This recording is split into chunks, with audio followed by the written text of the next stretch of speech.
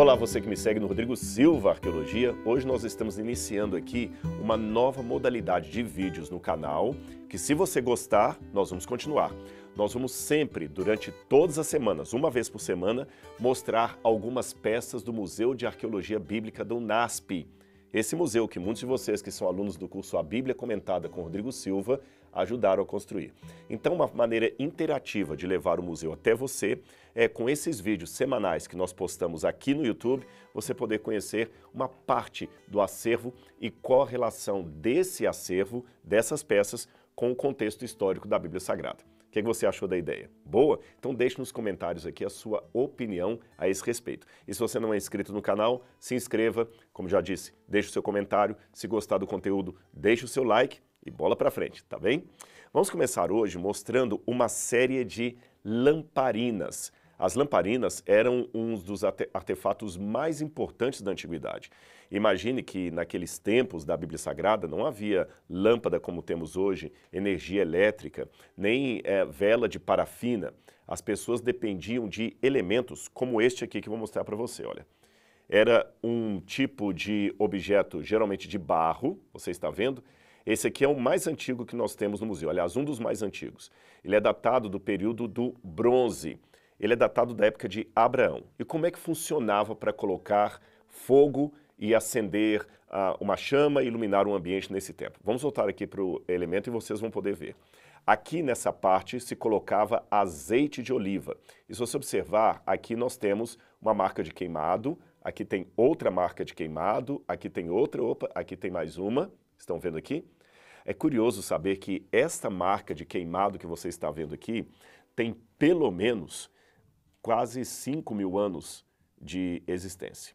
E a gente fica pegando uma peça dessa e fala, poxa, qual foi a última vez que alguém acendeu uma chama aqui e iluminou uma casa? Quem eram essas pessoas? O que elas pensavam? Como elas viviam? Será que elas conheceram algum personagem da Bíblia Sagrada? Isso é muito interessante.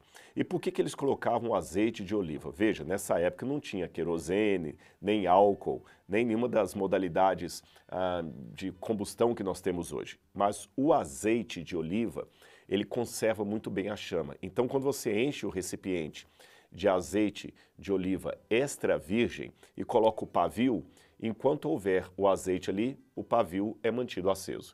Agora, nós vamos olhar também que o formato das lamparinas foi modificando de acordo com o tempo. Vou mostrar para vocês uma outra aqui, olha. Essa aqui já é do final do período do bronze, início do período do ferro. Estou falando por volta de 1300 a.C. aproximadamente. Veja como é o formato dela. Bem diferente desse outro modelo aqui que eu vou mostrar para você, olha. Vamos colocar os dois um do lado do outro, tá percebendo? E esse também tem aqui a marca do queimado, aqui na ponta. Vamos ver um outro modelo que foi usado. Esse aqui está até quebrado. Olha, bem antigo também. Olha esse aqui. Percebe? Ele está quebrado aqui, mas você colocaria o azeite aqui e na ponta você colocaria o pavio e acende o pavio. A marca do queimado está aqui, se você olhar também, olha. Todos eles têm a marca do queimado. Aquilo que demonstra de maneira indelével para que essas lamparinas foram feitas. Agora, quer ver aquele modelo mais bonito, mais sofisticado?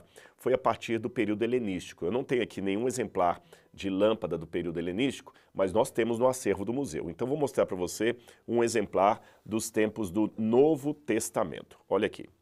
Veja bem, esse aqui é um exemplar do período de Herodes. Agora, o interessante é que ele tem alguns desenhos aqui, como você pode ver. Normalmente, os judeus evitavam lamparinas decoradas por causa do julgamento em relação ao mandamento não farás para ti imagem de escultura. Então, normalmente, as lamparinas judaicas, elas eram lisas, como esta aqui que você está vendo. Ambas são lamparinas da época de Jesus, tá bem? A judaica, como você está vendo, ela é mais lisa, ela não tem enfeites. Aquela já com o estilo greco-romano até admite alguns desenhos. Embora algumas lamparinas da época de Herodes tenham desenhos como este aqui, que você tem um cacho de uvas, por exemplo, uma haste de trigo, normalmente os judeus evitavam até esse tipo de desenho. embora você possa encontrar, como eu falei, um outro exemplar. Ah, e como é que essa aqui da época de Jesus funcionava? O critério era o mesmo das lamparinas mais antigas. Nesse orifício central aqui, você colocava azeite e na ponta você colocava o pavio. Acendia o pavio, enquanto o azeite interno aqui estava, você tinha o pavio aceso e a lâmpada então ficava iluminando todo o ambiente. Eu tenho mais uma lâmpada simples também, mais ou menos da época de Jesus, porque essa aqui já vai mais para o período final do primeiro século. Isso aqui já é mais na época do livro de Atos dos Apóstolos, final ali da pregação de Paulo, quase entrando na época do Apocalipse. E essas lâmpadas também nos ajudam a datar alguns estratos arqueológicos. Por quê? Como cada uma tem um design próprio de uma época, a partir da forma das lamparinas que encontramos naquele sítio arqueológico, dá para ter uma ideia de quando aquelas pessoas viveram. Seria mais ou menos assim. Imagine que a arqueologia é um bolo de aniversário cheio de camadas, só que eu estou falando de camadas arqueológicas. O que está mais embaixo é mais antigo, o que está mais no topo é mais recente. Então imagine que os arqueólogos estão escavando, escavando, escavando e nos restos de uma loja de computadores só encontram computadores daquele tipo XP, aqueles antigos ainda de tela verde, sabe, de gabinete grandes. Então eles sabem que quando aquela loja existiu foi bem antes da vinda dos smartphones, da vinda dos laptops, porque nós não encontramos esses exemplares ali. As pessoas que conviveram na época que aquela loja funcionou usavam aquele tipo de computador. É apenas uma analogia para você entender como as lamparinas também nos ajudam a ver qual era o período daquele extrato que nós estamos escavando. Porque, como você já percebeu nesse vídeo, elas vão modificando muito de um século para outro, de uma cultura para outra, de uma época para outra. A lamparina mais recente que eu tenho, por exemplo, é essa aqui, olha. Ela é de metal e você está vendo que ela parece até aquela lâmpada do Aladim. E essa aqui já é do período bizantino que nós falamos. É uma lâmpada, inclusive, cristã, que ela tem aqui no centro, tá certo? O que parece ser um P, na verdade, é a letra Rho, e o que parece ser um X no meio é a letra Ri, em grego. Esse monograma com o Ri e o Rho são a abreviatura, formam a abreviatura do nome Christos, em grego, tá bem? Ok, agora que você já sabe como funcionavam as lâmpadas do tempo da Bíblia Sagrada, a importância do azeite de oliva para manter aquela lâmpada funcionando, você entende várias coisas da Bíblia Sagrada. Eu acho que a primeira a primeira passagem que veio à sua cabeça foi a parábola das 10 virgens. Lembra disso? Pois é. Na parábola das 10 virgens, elas usariam lamparinas parecidas com essa aqui, olha. Uma lamparina que você pode carregar consigo, ela é portátil, judaica, da época de Jesus. Essa aqui é original. Aliás, todas que eu mostrei aqui são originais. E você vê que na parábola das 10 virgens, sendo parte delas prudentes, parte delas nécias ou loucas ou imprudentes, qual que era o grande problema das virgens? Aquelas que eram loucas, eu digo, porque elas não levaram azeite o suficiente para manter a sua lamparina acesa durante a noite à espera do esposo. Ou seja, Jesus usou em suas parábolas elementos do cotidiano, da vida diária, do dia a dia. A lamparina, todo mundo conhecia. Agora, eu volto àquela explicação que eu dei no início do vídeo. Imagine num ambiente onde não havia luz elétrica. Uma lamparina dessa acesa poderia ser a diferença entre um caminhar seguro ou um encontro com a morte, numa rua escura de Jerusalém, por exemplo.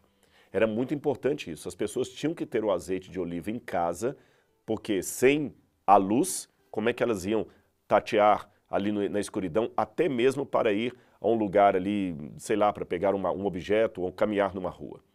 Aí vamos a algumas passagens da Bíblia que ficam mais claras ainda à luz desses artefatos. Eu vou começar lendo para vocês o livro de Jó, capítulo 18, versículos 5 e 6. Anote esse texto aí. A lâmpada do ímpio se apaga e a chama do seu fogo se extingue.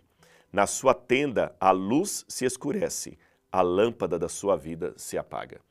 Esse texto de Jó aqui, que está em forma de poesia, ele fala a mesma coisa com palavras diferentes.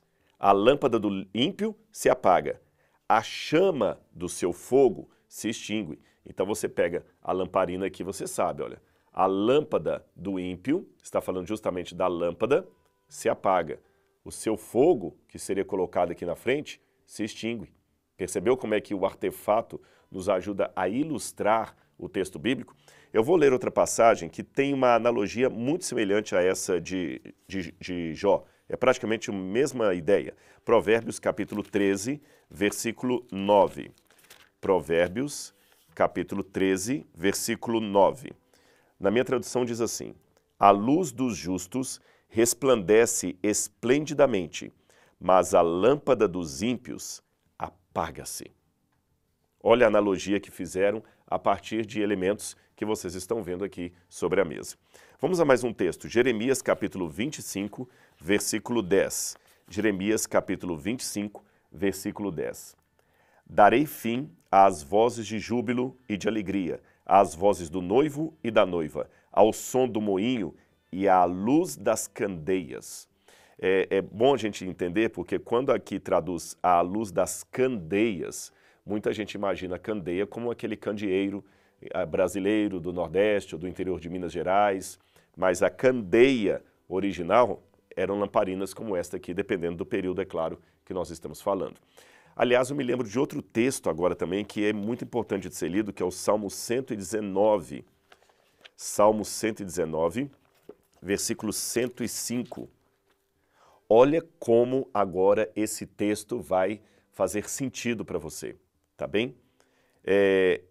A tua palavra é lâmpada que ilumina os meus passos e luz que clareia o meu caminho.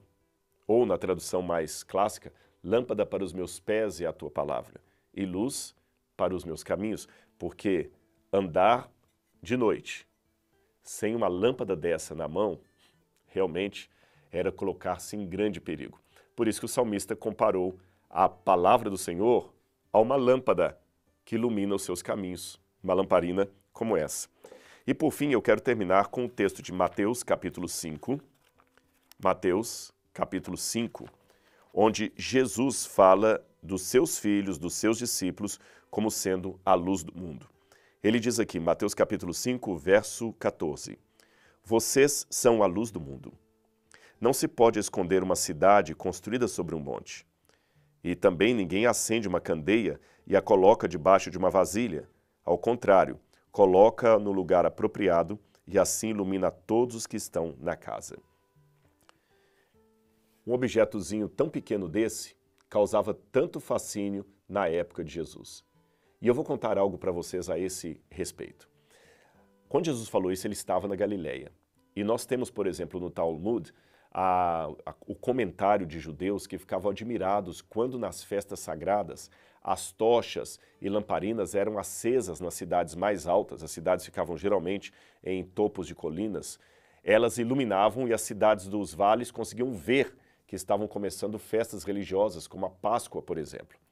E na Galileia, de maneira específica, havia uma cidade, a cidade de Safed ou Itzfat, que fica numa colina ali às margens do Mar da Galileia. Ela já era habitada na época de Jesus. E também havia uma admiração dos judeus que moravam em cidades mais baixas, como Cafarnaum, Magdala, Corazim, que ficavam aqui na base das montanhas, aos arredores do Mar da Galileia. Eles ficavam admirados ao perceber que quando os moradores de Itzfat acendiam suas lamparinas lá do alto da montanha, era possível ver as luzes aqui de baixo. Então Jesus, sabendo disso, falou, vocês perceberam como vocês ficam admirados quando as pessoas acendem lamparinas pequenas como esta lá em cima? Realmente, não se pode esconder uma cidade edificada sobre um monte. E assim como vocês estão admirados de ver daqui de baixo a luz da pequena lamparina, que também brilhe assim a luz de vocês, e que os homens possam ver essa luz e glorificar ao Pai que está no céu.